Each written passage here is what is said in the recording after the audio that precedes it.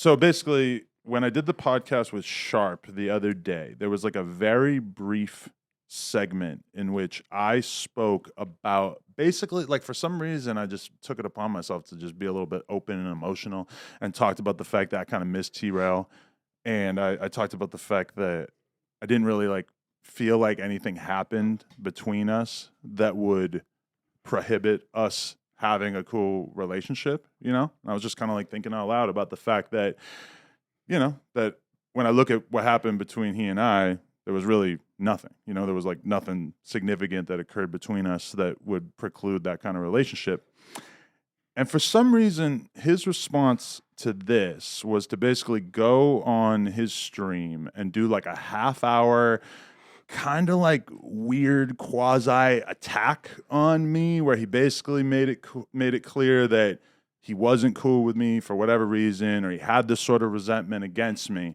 And I felt like I had like a general idea of what was going to be in it just from seeing a couple of captions of the clips from the Reddit or whatever. But I sat down yesterday and I watched the full 30-minute clip, which, keep in mind, the thumbnail has bullet holes in my face. So that's the kind of aggression that we're talking about here.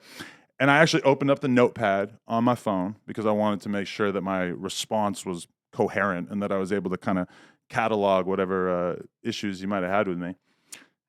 And I didn't write anything down because in the full 30-minute clip, he didn't even come close to answering the question of like what happened between he and I that caused tension. The only thing that he talks about basically in the clip in terms of things between us was the money side of things. Now, I've made this pretty clear in terms of how I approach paying people or having people get paid through No Jumper, which is that, if you want to get a raise, generally speaking, you're probably going to have to talk to like Josh or I about that. Like, we're not really just like chasing people down to be like, hey, we want to give you more money. That's not really, it's not really how it works, in general. And corporation work. Anyone who's ever had a job knows that generally speaking, maybe if you get a new title, that there will be a raise associated with that, but for the most part, a closed mouth doesn't get fed. Now, T-Rail is somebody that I consider generally pretty smart, but the fact that he doesn't seem to really have anything of substance to say about what apparently I did to him, the desire for like a victimhood narrative is so strong that, you could have someone like him listen to me say some kind things, I thought, for a couple of minutes on a podcast, and that his response would be, and this says a lot about the incentives of making YouTube content and just how people know that if they are to say something critical, or at least title it in such a way that it looks critical, that there's going to be a ton of people tuning in and that that's very much what the audience wants to see. But, I guess that was kind of a little bit of a learning experience for me, is like, oh, I was kind of transparent and emotionally available for 2 minutes on the podcast, and instead I just get this dude making a half-hour video with bullet holes in the thumbnail talking about money.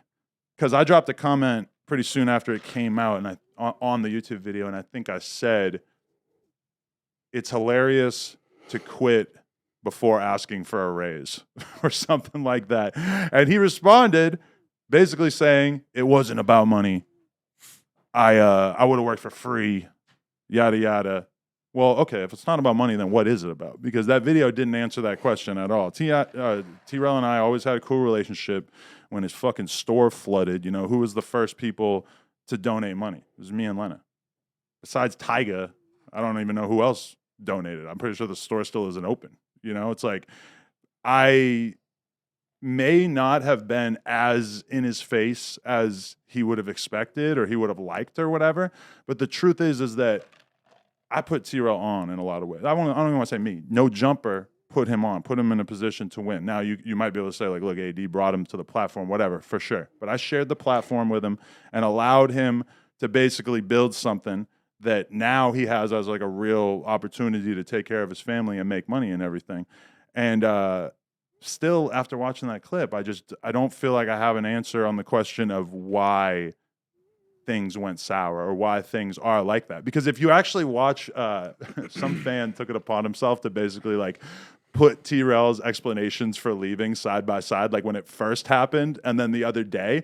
And they're so fundamentally different because at first he wasn't really playing into this victim narrative as hard. Whereas now he's like really leaning into it, even though he's not telling you what happened between us because nothing happened that would cause him to leave. The reality is he left because he has this sense of loyalty to the people who brought him to the platform, which I respect that. That's cool. But you don't have to lie and act like there was some shit that happened between us or you were so disrespected.